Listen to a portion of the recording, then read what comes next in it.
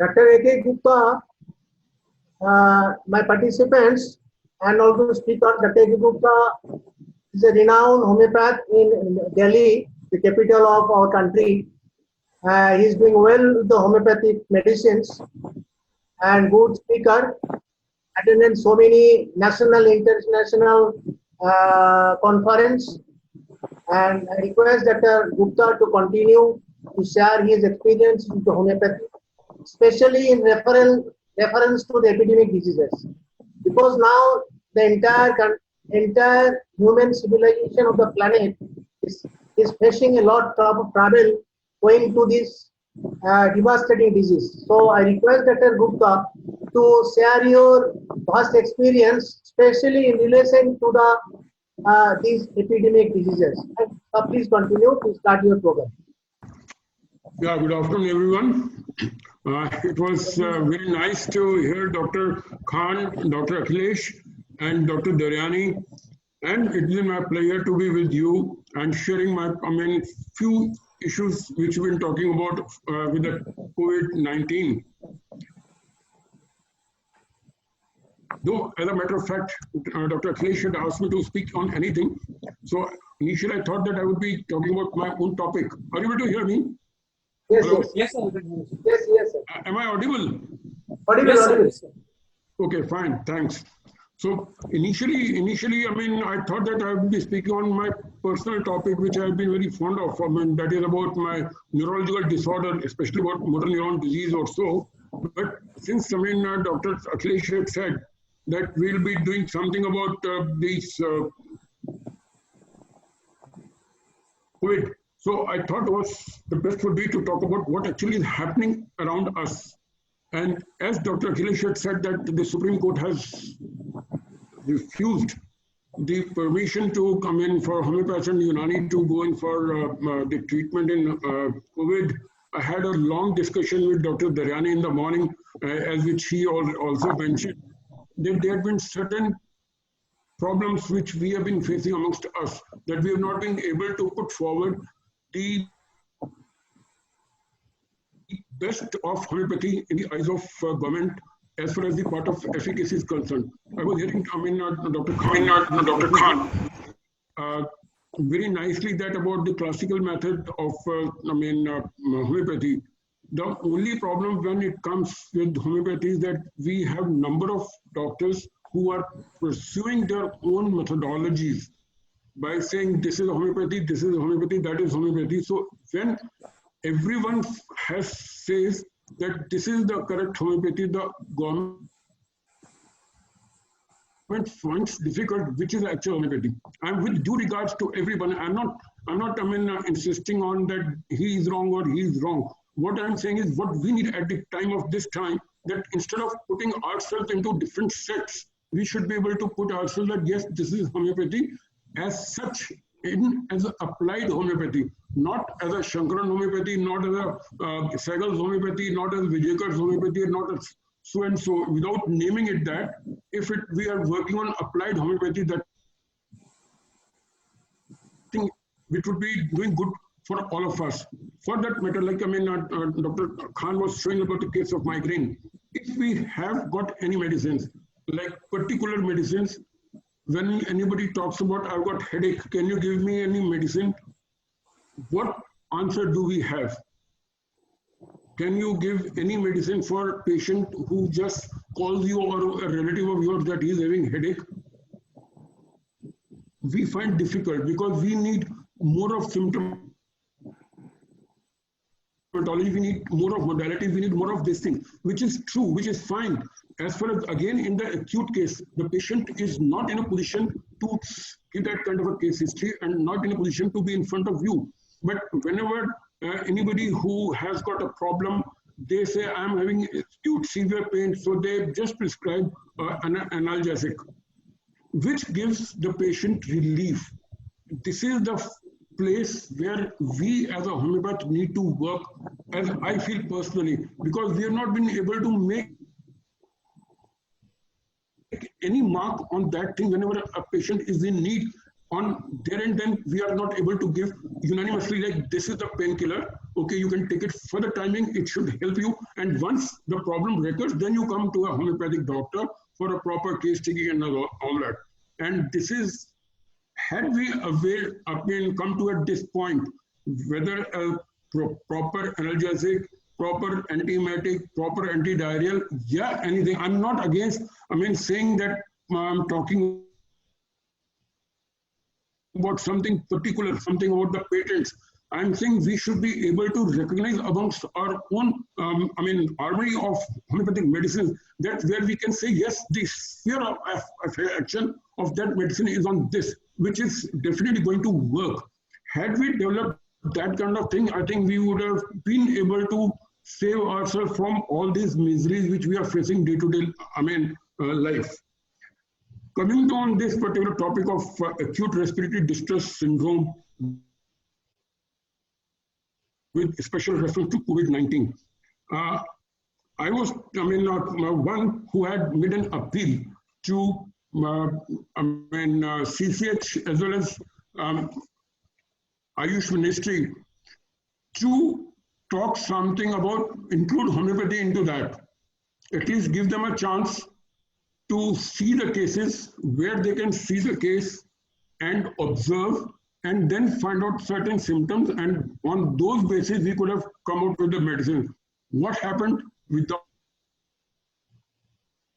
seeing any case, none of the homeopaths had seen any case, and number of medicines came through already in the press and personalized. This is the medicines. With this we can treat and cure COVID-19. With this we can do complete cure of those patients. So this was one thing which had gone wrong. This is my personal feeling. I might be differing from your point of view, but this is certainly at this particular point, when we are facing acute stem modality treatment even by the Ayush, there are certain reasons for that. So if we are able to come to that point where we can integrate this, our homeopathic medicines as such, along with the modern medication, management of the modern medication, to relieve the patients for the time being, is a need of the hour. And if we integrate, the government accepts that, certainly we'll be having a much better time to in future, where we need not to keep on telling ourselves and asking that, yes, give us a chance or to prove ourselves. Okay, coming to the point, is today's on ARDS, which is a syndrome of severe respiratory failure associated with pulmonary infiltrate similar to infant hyaline methyl membrane disease. The most recent definition of ARDS in the Berlin definition has been, it defines as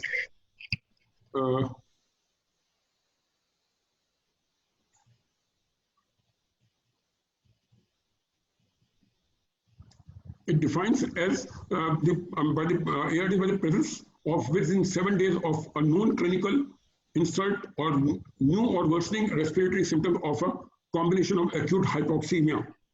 If we are able to see these conditions, then we can certainly say the patient is in kind of an ARDS, acute respiratory distress syndrome, and where the PEEP of least 5 cm of water and bilateral opacity is not fully explained by heart failure or volume overload.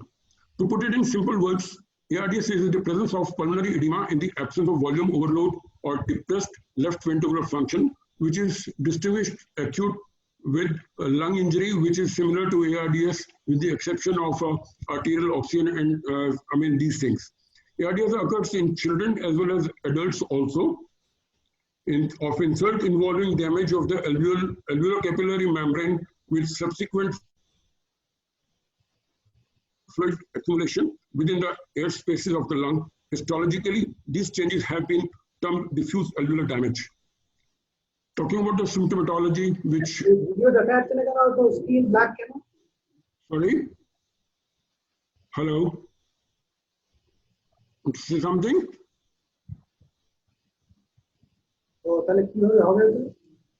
Hello? Am I audible? Net connection off. না চলছে শব্দটা Hello? Yes, sir, you are audible, sir. Okay. Patients may present, early in the course of the disease without symptoms or signs. As we say, there's asymptomatic. There could be mild tachypnea. Maybe the only manifestation. There আমি is কিছু দেখতে পাচ্ছি severe respiratory distress eventually ensues where patient develops acute shortness of breath, labored and unusually rapid breathing, confusion and extreme tiredness. Start করতে করবো Raised and frequently heard on auscultation of the lungs. These are the points which you see as a symptomatology, which I think you all must be knowing, or otherwise you can just see on the screen and read about it. See, there could be a low blood pressure, sign of volume overload, such as third heart sound, on auscultation of the heart or jugular venous distension. This is on theoretical part. Now coming to the causes, sepsis and the systemic inflammatory response syndrome are the most common predisposing factors associated with the development of ARDS. A number of clinical conditions are like acute onset viral infection, and the recent one is the most important is the COVID-19, from which the whole world is suffering and facing a problem. There could be severe trauma, especially multiple fractures, severe head injury, pulmonary contusion are strongly associated with development of ARDS. And long bone fractures, we can leave this side. These conditions may result from the indirect toxic effects of the neutrophil-derived inflammatory mediators in the lungs. Again, this is a little important. There are multiple transfusions. As we see, there are a number of patients who have been put into the nursing homes or the hospitals. They need, they've been given transfusions repeatedly. Maybe the case of, severe anemia, maybe the case of thalassemia, maybe the cases of, other things where the transfusion is given. So there again, we follow the patient is likely to get into the ARDS as a, vulnerability. Smoke, inhalation of smoke, which causes lung tissue damage from direct heat, toxic chemicals and particulate matter carried into the lower lung. Patient with smoke inhalation initially may be asymptomatic. Now, as we have been seeing that nowadays, that people, elderly age group people, those who have been smokers, patients suffering from COPD or asthma, they are the one, where the mortality rate of the patients is going much high, being infected with the COVID-19, rather than those people, those who are not coming into this category. Overdose of narcotics, again, in intake of heroin or this kind of things, which causes the patient's immunity go down, will be again more vulnerable to have this ARDS, and especially if they are having the, what do you call, COVID infection, they would be much more at a high risk condition. This pathophysiology, of course, we can talk about this. It's again, there's a damage to the alveolar epithelium, and these things which we see is on a, theoretical side. Again, the mortality and morbidity, the mortality rate is approximately 30 to 40%. Deaths usually result from multi-system organ failure rather than the lung failure alone. Here I would like to definitely add that the one thing which I was talking about, the integration. Had this integration taken place in the very beginning, I can vouch for it, there would be a much lesser number of cases of deaths occurred up till now, or even the rate of the patient, those who have been treated and they're becoming all right, or they're becoming better or cured, would have been much more better. There is a, time when we've been told that in Kerala, there are a lot of patients, those who have been given homeopathy and Ayurvedic medicines, and they are showing much more better results. We still are in a, situation of not knowing the exact facts. And if those are the facts, And we saw the couple of videos where this health minister in secretary in the Kerala, she had been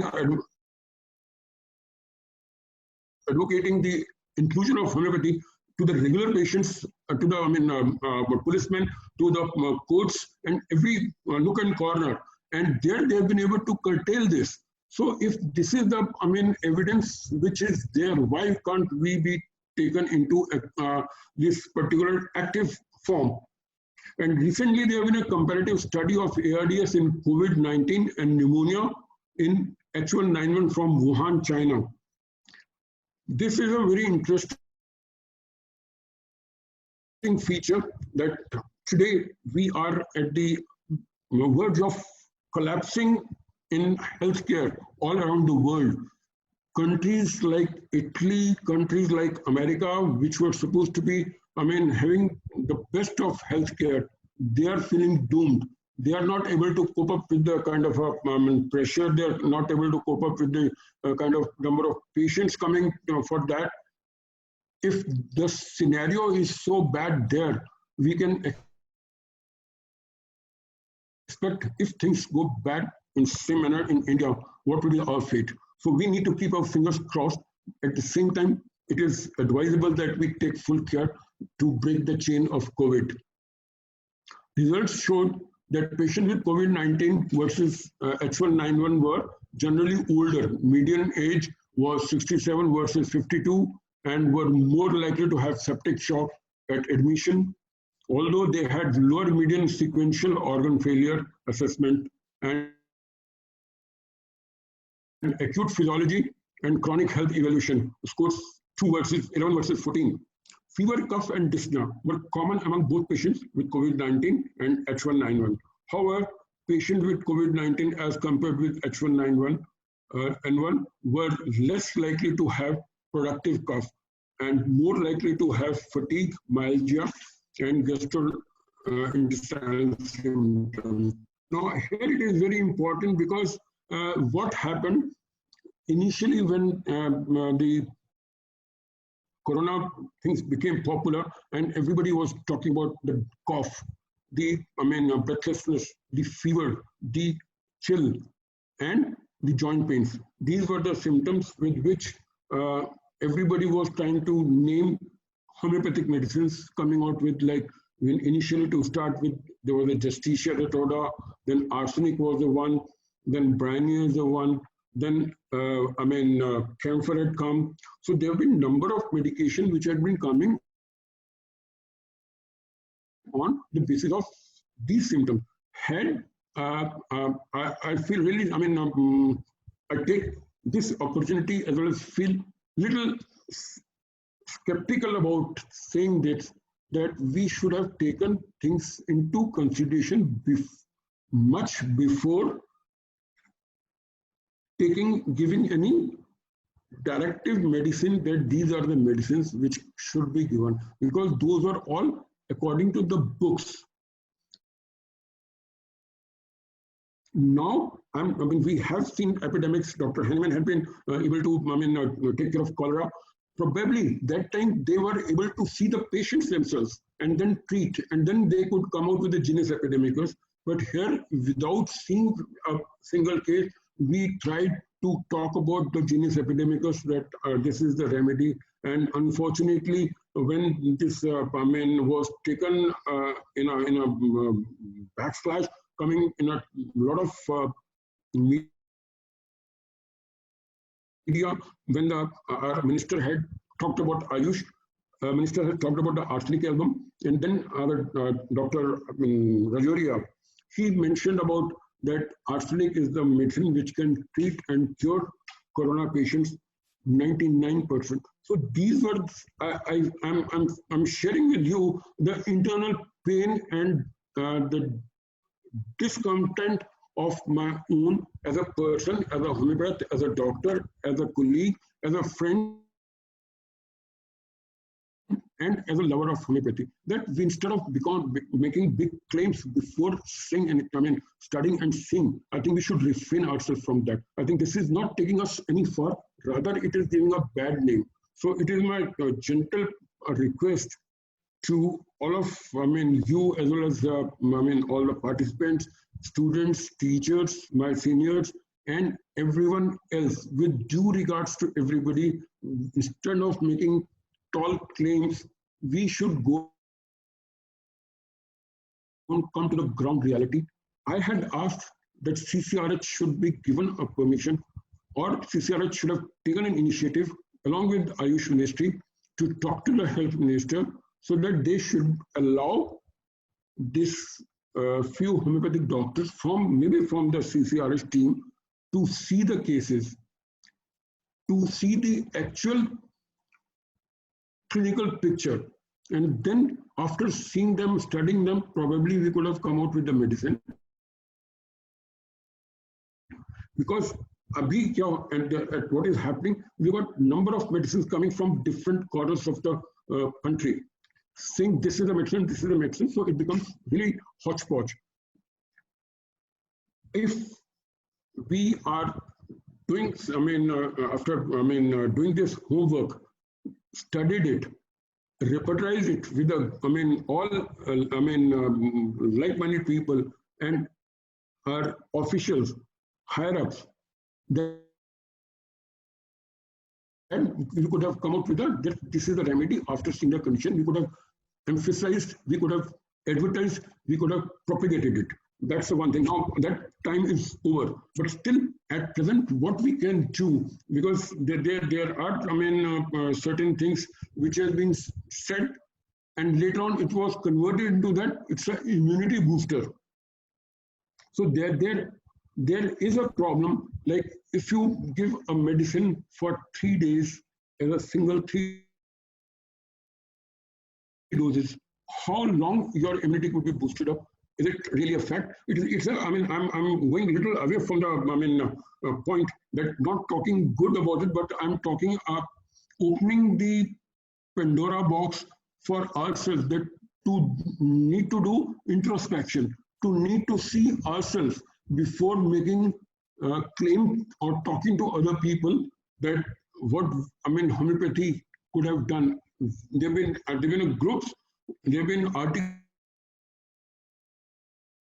host of articles that homeopathy has been neglected, which I also say. But if it has been neglected in the forefront, there have been certain reasons. So we all need to understand. There are, among the listeners, there could be budding homeopaths, there could be, researchers. I know there have been very senior doctors, with due apologies to them from my side, with folded hands. I'm not talking to, with as a disrespect to somebody or anything personal, but it is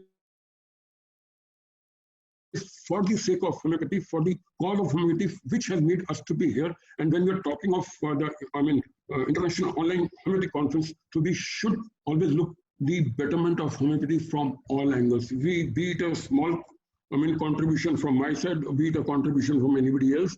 But if it is done in a healthy manner, in a collective manner, then it will survive. It will survive in for much better manner. Dr. Henneman would be feeling much better. We also would feel much better, and the generation which is going to come after us, they also feel much secure about homeopathy. And again, I get a little emotional when talking about on this particular side, because this has been something very, very near, close to my heart. Because when we talk about this medications to be integrated, I had started my institute called with a name with a OV Hamchat, Om Vidya Institute of Homeopathy and Allied Medical Sciences. That was the basic thing where we could have started with this, that all systems, they have got something to offer, but there are limitations to every system. If we recognize this, then we can have a better understanding of all the things, and it would be for the betterment of the patient, which I'm happy that there's an Ayush Ministry has been formed, and even WHO has also started saying, yes, there is an integrated approach, is a better approach with a holistic approach. In just, CT, we see the ground glass, opacities. In COVID-19, which is the hallmark feature in that. This we can see the COVID-19 X-ray findings. There's The fibrosis is the ultimate reason culminating the patients to for the death.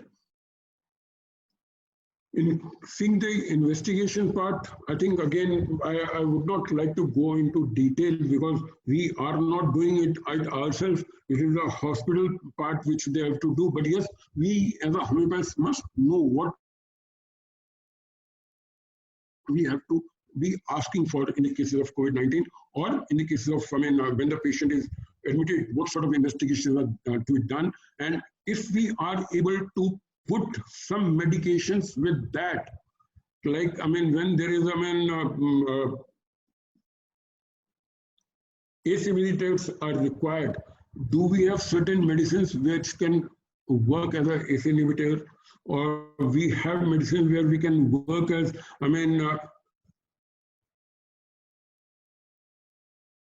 on those particular ground, then certainly it would be taken up as a more scientifically manner where we can say, yes, these are the medications which has got impact or which has got the sphere of action to act upon that. So this is the time, this is the thing which we need as an international level to bring our homeopathy at that level. We talk about take the symptoms, we talk about the individuality, we talk about the uncommon, unusual, peculiar. This is absolutely fine. But when it comes to how it does, what it does, then we find ourselves blank. We are not able to put the answer into that. This is where it becomes difficult for the people to accept it. You can see the, patients' X-rays when we have got a normal and when we have got an ARDS patient. Now, I was very happy to listen to Dr. Khan about the acute condition. He talked about the case of biliary colic, where he gave Tarantula, which was excellent. That was an observation. The next case of the migraine was aconite. This is good.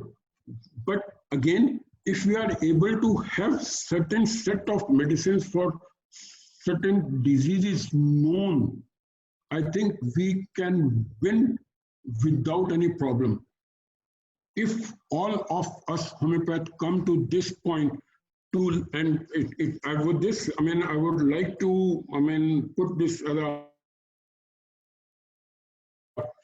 thought to for the entire audience and seniors, juniors, and researchers to please identify the certain medications with their sphere of action, particularly given to anyone, should be able to give that patient relief, at least, not cure. I'm not talking about the cure, because in acute condition, like in this particular patient also, Dr. Khan said that he did not treat the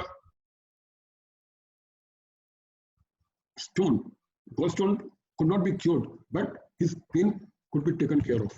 So had there been certain antispasmodic known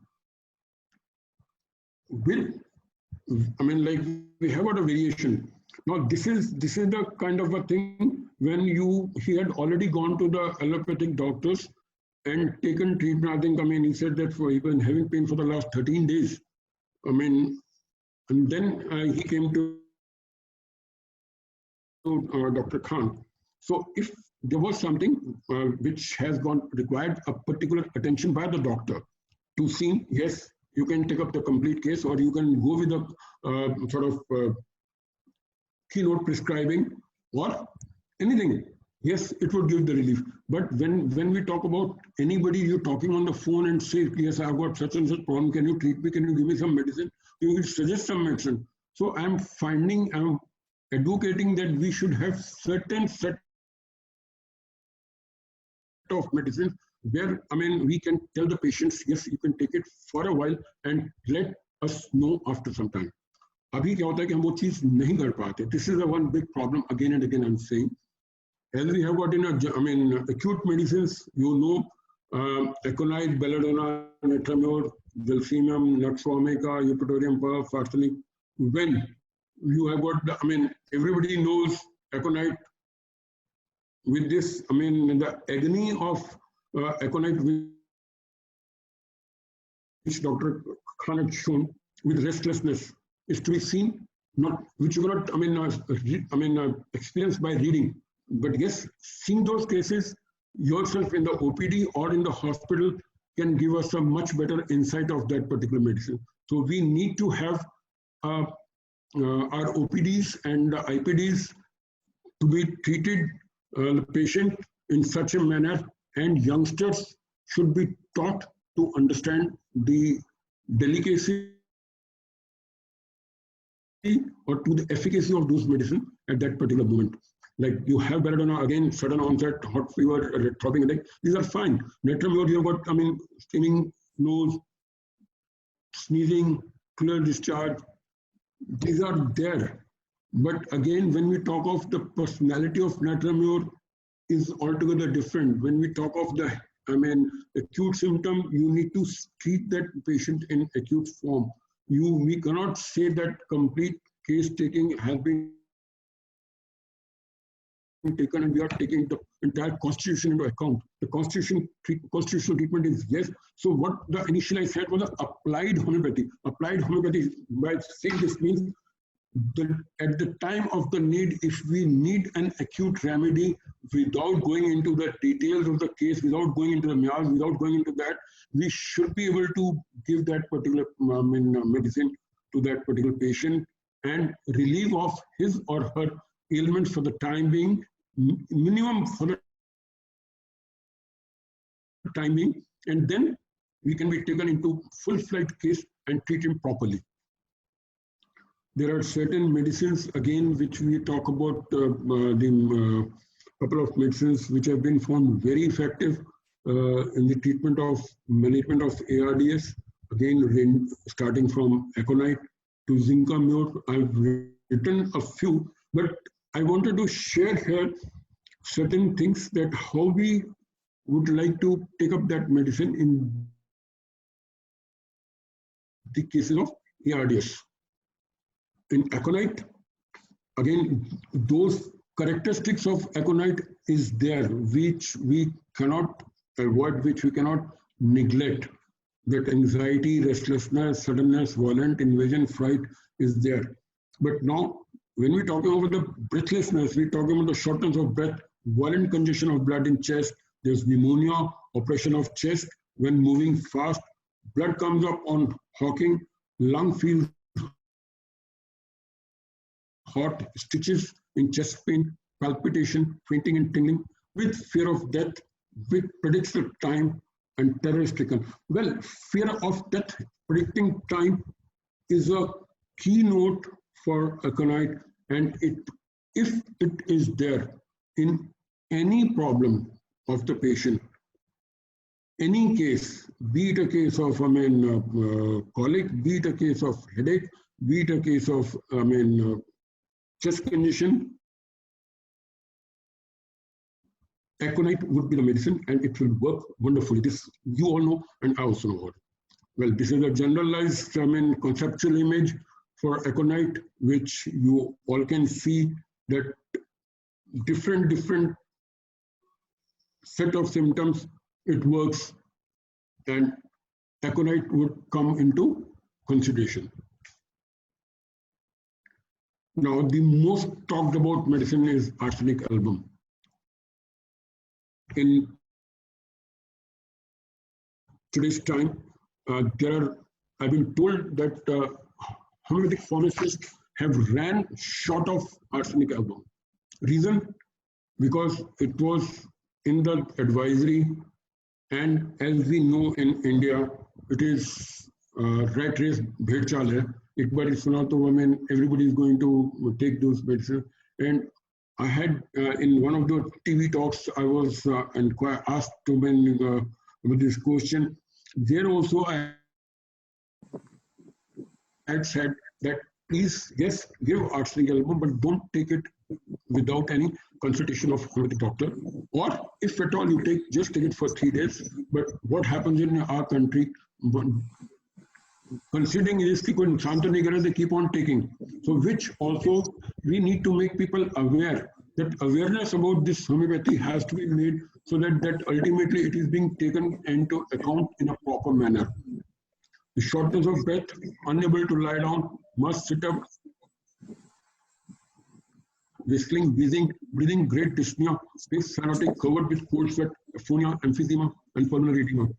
Fear suffocation, hemoptysis with pain between the shoulders and burning heat.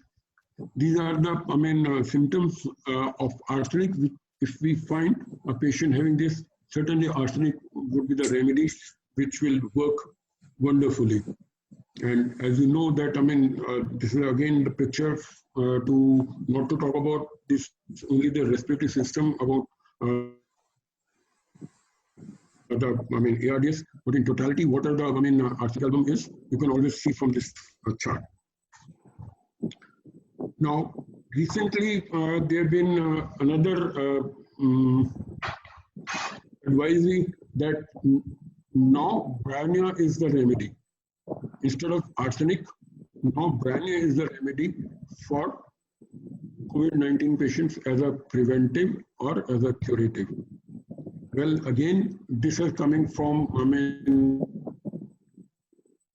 there was another, conference which we had on the Dr. Henman's birthday, and there was a doctor from Hong Kong.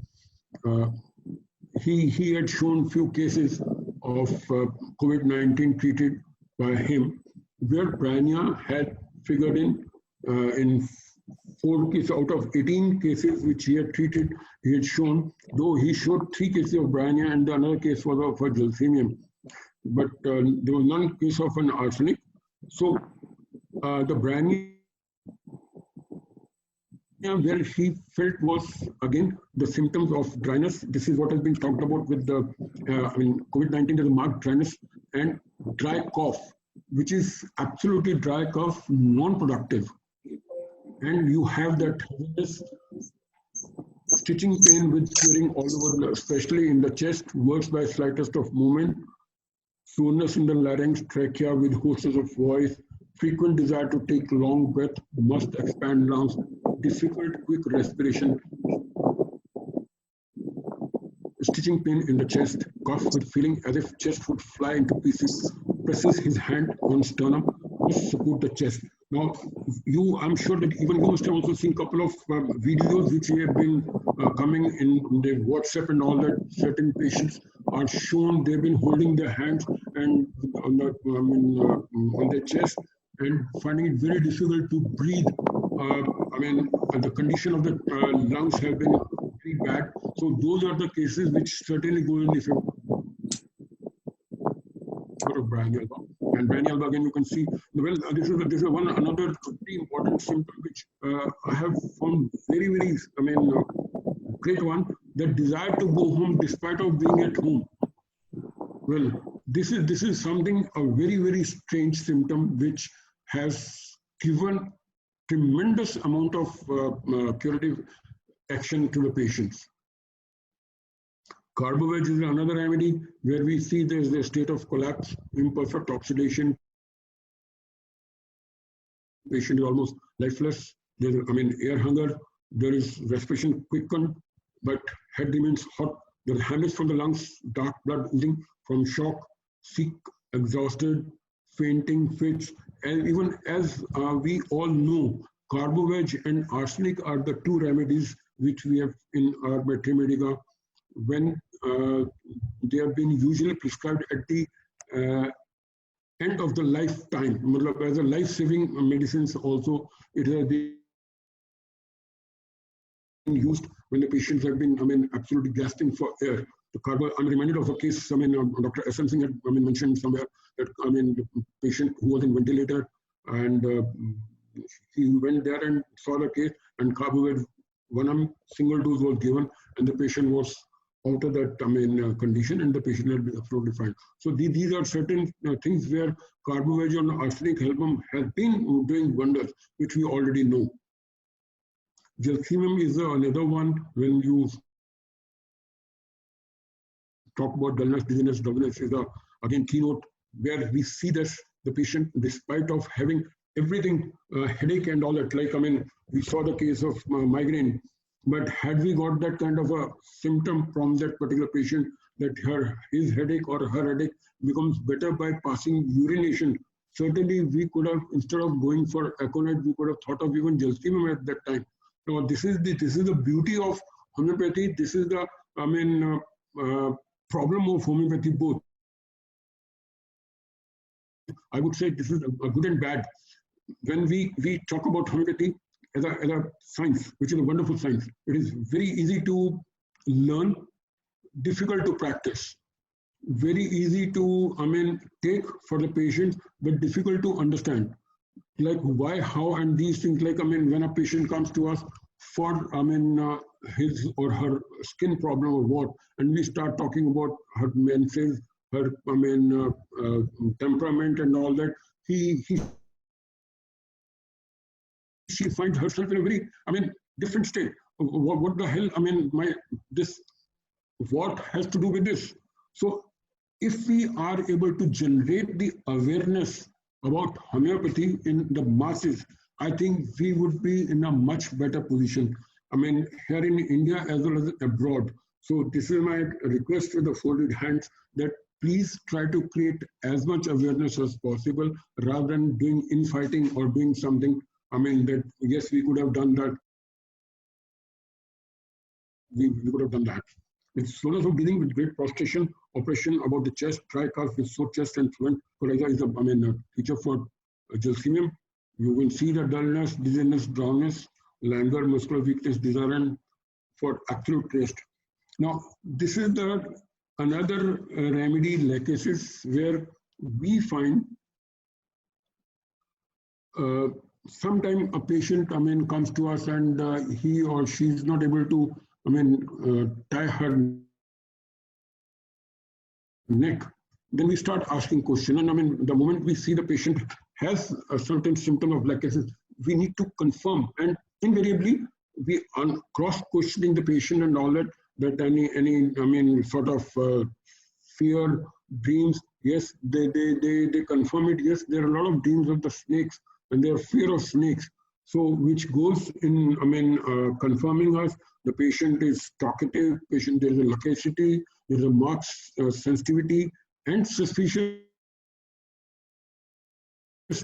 There are, the moment the patient comes to us, like, today we have got the science of, the paper, the patient comes to you, how he or she behaves, the way she sits, the way he talks, we can make out certain, symptoms or observation for certain medication. So these, and on just presuming that this could be the remedy, you just might need to ask few of the questions to just confirm it, and that's yes, we are able to give the medicine. Feeling of suffocation and strangulation lying down or on dropping out to sleep, upper part of the windpipe, very susceptible to touch, compels the patient jump from the bed and rush to the windows, especially when anything is around the neck. Cramp-like distress in precordial region, suffocative fits, breathing almost stop on falling asleep, loss of voice from paralysis of vocal cords, loquacious, suspicious, and religious. Well, this is what you know, all about the lachesis. Now, here I would like to add on something new, which recently I got a call from a friend of mine, Dr. Dole from Pune, that and he asked me that do you have Zinc-Mur with you? I said I'll need to check it up, but I did not have.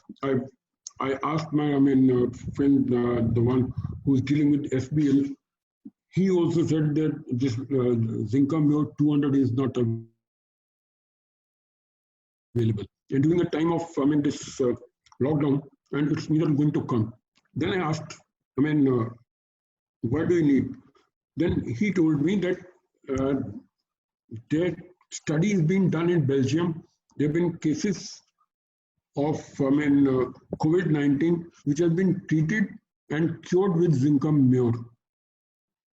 So usually we see the normal remedies are there, but Zinc-Mur is the one which I had not even thought of. And then I really thought of since I was told about this, so I thought, let me see and read it about.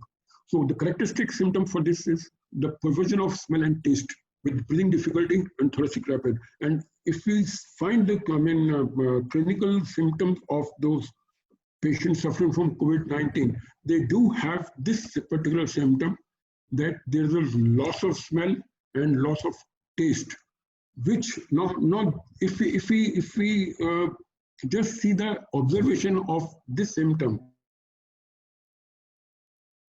and we have a remedy for this. So this is the beauty of homeopathy. Whereas for these symptoms, for those allopathic doctors or modern medicine, does not make any sense and does not carry any weightage, because they are treating all the patients in the same one protocol which has been given by the WHO. The same medication, hydrochloroquine has been the only remedy which has been given, and that also is not confirmatory. It is on trial basis.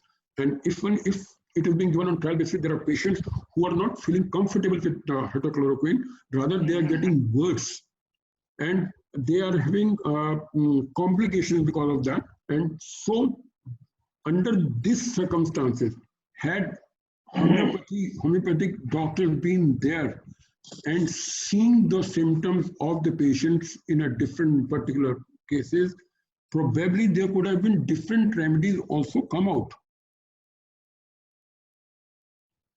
And then a set of those symptoms taken into account, few remedies could have been thought of, that with these are the indication demarcation.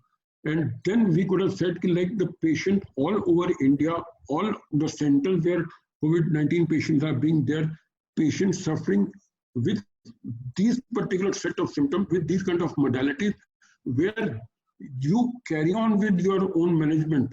We are not disturbing, but try to give these medicines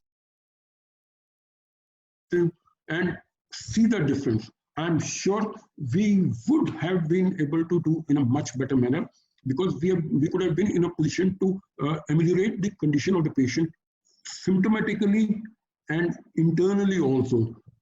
Whatever the management part is there, if the fluid loss is there, they need oxygen. Yes, we have to give oxygen. If they need ventilator, you can give the ventilator, no issue. But give few doses of those homeopathic medicines which are required as per the patient, could have saved much more. And this is the crux of our this conference, that we should look the things in this particular perspective and manner, and talk about to the maybe to the government, maybe to the authorities, again, not claiming, going in with the integration, going in with the as a homeopathy, as a supportive system of medicine to the modern medicine. I think we can do much better. With this, I think I would like to say thank you for your time, and I feel that I've been able to say something which I wanted to, though there has been something like what you call my issues which has been not resolved because of this authorities, or what do you call, officials. With this, I would like to say thanks, and thank you very much for giving me an opportunity to talk to you.